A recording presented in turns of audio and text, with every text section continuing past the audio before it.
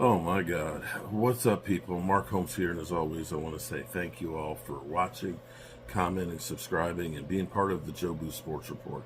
Without you guys, as well as you ladies, you know that this literally does not work. You guys know I'm from Northern Virginia, and Reagan National Airport is an airport I fly out of a lot. And a plane crashed into a police helicopter. The plane is a CRJ 700 commercial airline capable of carrying 70 passengers and has collided with a police helicopter, and both have plunged in the Potomac River. Fireboats pulling victims from wreckage per radio traffic. Reagan Airport has ceased operations during the rescue efforts. I remember, I'm old enough to remember a day that I will never forget, because there was Air Florida. Air Florida that day was just crazy because we had an ice snowstorm that came through. I lived half a mile from my school, and so I always walked to school. I had driver's ed that day and was out driving early, I think about 10:30 or so in the morning, there in the snow and ice in driver's ed. But I remember school closed early, walking home, and at the time, my mom always used to listen to WMAL AM 63 news. And as I was getting home, we heard about a plane that hit the 14th Street Bridge.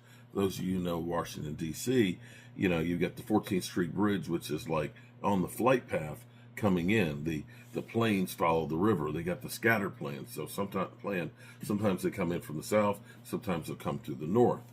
But the plane, Air Florida, skipped being de-iced the second time, and it was too heavy. And when it tried to take off, it went up, and it literally hit the bridge, taking some of the cars with it.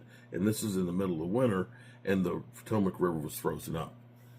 I remember turning on the news and seeing the plane between the two spans of the 14th Street Bridge on the ice, and seeing the tail of the plane sitting there with people holding on to it. There was a fireman who jumped in the water because the person was from hypothermia and freezing and everything else. They were freezing and just going and dying. And he jumped in the water 10 feet or so, grabbed a hold of her to get her out and saved her. But I think only 5 people survived. Sadly, at least it's warmed up some. It's probably not iced over, I don't think. I don't know. I haven't been home in a few weeks.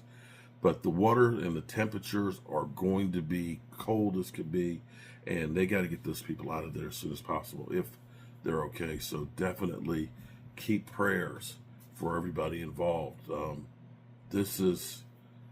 Everything is shut down at the airport right now for all traffic going in. There is some videos out there where you can see the police helicopter is going right across where the plane is coming down, and it just smacks into it. So we don't have any other details than that, but definitely, I literally just got finished doing my fireside chat, and I said, like I always do, tell the people you love how much you love them, because you might not get the chance again, and I love you guys. And then we have this news. Stay tuned.